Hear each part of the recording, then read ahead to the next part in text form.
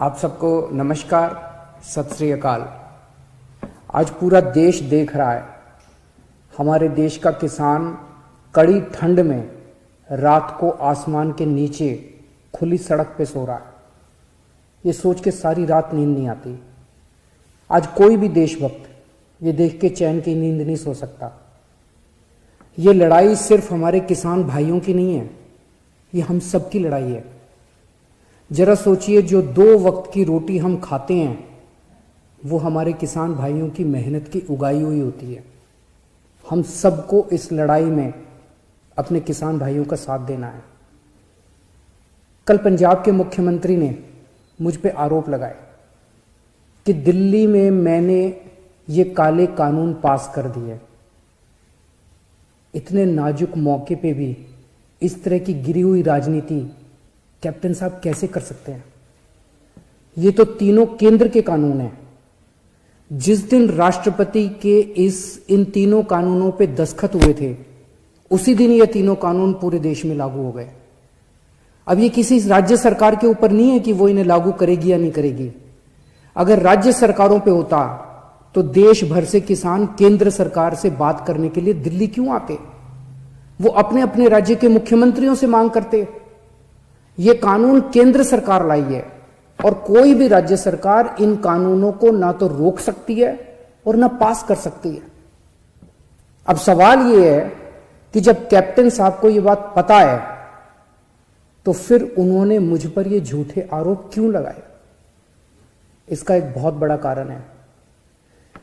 जब से हमने दिल्ली के 9 स्टेडियम को जेल बनाने से रोका है, तब से केंद्र की भाजपा सरकार मुझसे बहुत ज्यादा नाराज है।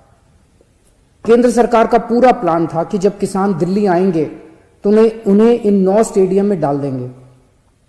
हमने स्टेडियम को जेल बनाने की इजाजत नहीं दी, तो वो लोग अब मुझसे बहुत नाराज हैं। मुझे पता है कि स्टेडियम को जेल बनाने के लिए मुझ पे कितना दबाव आया था, किस किस का फोन नहीं आया। लेकिन जिंदगी में कुछ ऐसे मौके आते हैं जब आप अपने जमीर की सुनते हो, नतीजे की परवाह नहीं करते। कैप्टन साहब, क्या इन्हीं लोगों का आप पे दबाव है जो आप मुझ पे झूठे आरोप लगा रहे हो, मुझे गालियां दे रहे हो, बीजेपी की बोली बोल रहे हो, बीजेपी के साथ ये दोस्ती निभा रहे हो, या कोई दबाव है क्योंकि आपके परिवार पे ईडी के केस चल रहे हैं आजकल और ईडी के नोटिस भी आ रहे हैं आजकल? कैप्टन साहब के पास ये बिल रोकने के कई मौके आए। पंजाब के लोग पूछ रहे हैं कि तब कैप्टन साहब ने इन बिलों को क्यों नहीं रोका? आज से 1.5 साल पहले 2019 में केंद्र सरकार ने ये तीनों काले कानून बनाने के लिए एक कमेटी बनाई थी। उस कमेटी में पता है कौन था?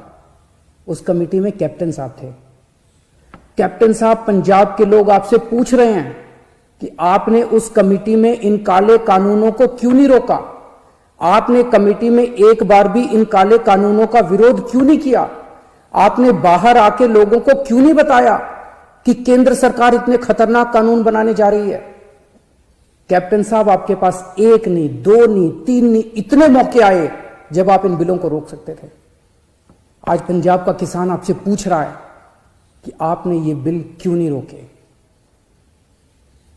आज दिल्ली की सरहद पे पंजाब का किसान है और देश की सरहद पे उसी किसान का बेटा पंजाब का जवान है।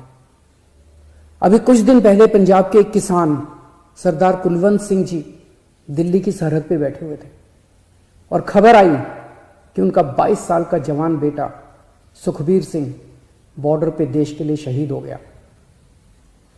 इस सब के बीच जब कुछ लोग आए दिन किसानों को आतंकवादी बुलाते हैं, देशद्रोही कहते हैं, तो मैं सोचता हूं कि बॉर्डर पर उन जवानों पर क्या बीतती होगी जिनके किसान मां बाप को आतंकवादी कहा जा रहा है।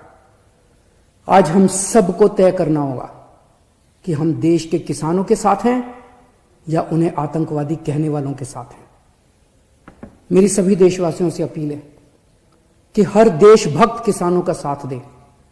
मेरी सभी आम आदमी पार्टी के लोगों से अपील है, कोई राजनीति नहीं करनी, सभी पार्टियों के लोगों के साथ मिलके भारतीय बन के किसानों की सेवा करनी है।